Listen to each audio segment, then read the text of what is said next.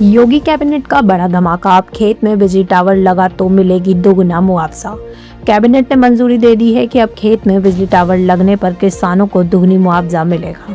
खास बात यह है कि पैसा सिर्फ टावर के नीचे वाली जमीन का ही नहीं बल्कि आसपास की प्रभावित जमीन को भी दिया जाएगा। सोमवार की बैठक में ऊर्जा मंत्रालय ने इस नए प्रस्ताव को पास कर दिया है। बिजली गिरने से दहल उठा यूपी। अयोध्या समेत अवध में भारी तबाही। उत्तर प्रदेश में सोमवार को आए भीषण आंधी तूफान और आसमानी बिजली ने 23 लोगों की जान ले ली है। सबसे ज्यादा मौतें बिजली गिरने और दीवार गिरने की घटनाओं में हुई है, जिसमें अयोध्या और अवध क्षेत्र में अकेले 7 लोगों ने जान गंवाई। तेज हवाओं के कारण पेड़ उखड़ गए और जनजीवन अस्त व्यस्त हो गया। मरने वालों में ज्यादातर वो किसान हैं जो खेतों में काम कर रहे थे। अमरोहा में भाजपा की जीत का जश्न। विधायक डॉक्टर हरि सिंह ढिल्लों के आवास पर गूंजे नारे।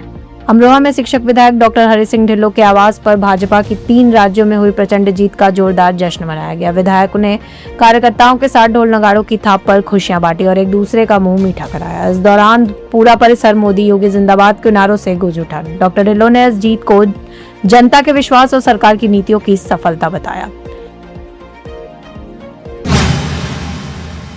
गंगा एक्सप्रेसवे पर भीषण हादसा।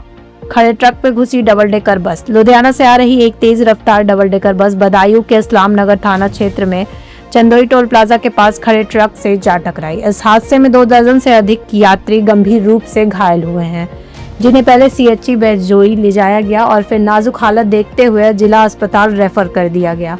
फिलहाल मौके पर राहत और बचाव कार्य जारी है। गोंडा में पुलिस की बड़ी स्ट्राइक। एनकाउंटर में शराब लुटेरा ढेर। गोंडा के करनौलगंज में शराब व्यापारी राजन सोनी से लूट करने वाले बदमाशों और पुलिस के बीच मुठभेड़ हुई। फायरिंग में मुख्य आरोपी ब्रजेश शुक्ला के पैर में गोली लगी है, जबकि उसके साथ ही अमर शुक्ला को भी गिरफ्तार कर लिया गया है। इनके पास से पुलिस ने लूटे गए सोने चांदी के गहने, नकदी, मोटरसाइकिल और मोबाइल बरामद कर लिया है। ये दोनों आरोपी 28 अप्रैल को दिन दहाड़े हुई लूट की वारदात में शामिल थे। गरीबों के दस्तावेज पर बनाई नकली फर्म। कानपुर पुलिस ने गिरोह का किया भंडाफोड़। कानपुर पुलिस ने गरीबों के आधार और पैन कार्ड का गलत इस्तेमाल कर करोड़ों की फर्जी फर्में चलाने वाले पिता पुत्र को गिरफ्तार किया है। इस गिरोह ने एक मजदूर के नाम पर 7 करोड़ और एक बीमार महिला के नाम पर 146 करोड़ रुपए का अवैध लेन देन का बड़ा धोखाधड़ी को अंजाम दिया था। चरथावल में खूनी टक्कर। मसीहा बनकर पहुंचे क्षेत्रीय विधायक। मुजफ्फरनगर के चरथावल क्षेत्र में 2 बाइकों की भीषण भिड़ंत में 4 युवक गंभीर रूप से घायल हो गए, जिन्हें क्षेत्रीय विधायक पंकज मलिक ने तत्परता दिखाते हुए अस्पताल पहुंचाया। बिना हेलमेट और तेज रफ्तार के कारण हुए इस हादसे में 2 युवकों की हालत नाजुक बनी हुई है, जिन्हें प्राथमिक उपचार के बाद हायर सेंटर रेफर किया गया है।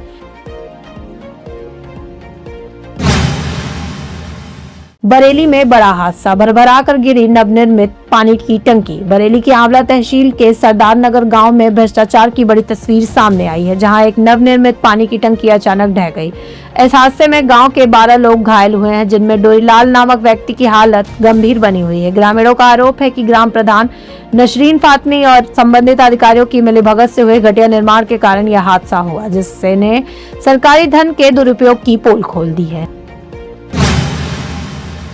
लापता महिला का पीलीभीत बॉर्डर पर मिला शव। नगर निगम कर्मी ने की थी हत्या। बरेली के सुभाष नगर से 2 दिन पहले लापता हुई सेवानिवृत्त दरोगा की पत्नी शारदा यादव की उनके मुंह बोले बेटे वरुण परासरी ने गला दबाकर हत्या कर दी थी। आरोपी, जो नगर निगम में संविदा कर्मी है, ने जुर्म कबूलते हुए बताया कि उसने शव को पीलीभीत जिले की सीमा में छिपा दिया था। पुलिस ने आरोपी को गिरफ्तार कर लिया और हत्या की वजहों की जाँच कर रही है। यूपी के बिजली उपभोक्ता की बल्ले बल्ले। स्मार्ट मीटर व्यवस्था पूरी तरह से खत्म। उत्तर प्रदेश सरकार ने बिजली उपभोक्ताओं को बड़ी राहत देते हुए स्मार्ट प्रीपेड मीटर की व्यवस्था को पूरी तरह समाप्त कर दिया है। अब जिन घरों में प्रीपेड मीटर पहले से लगे हुए हैं, वो भी पोस्टपेड मीटर की तरह ही काम करेंगे। इस फैसले के बाद उपभोक्ताओं को अब रिचार्ज खत्म होने पर अचानक बिजली कटने जैसी समस्याओं से छुटकारा मिल जाएगा।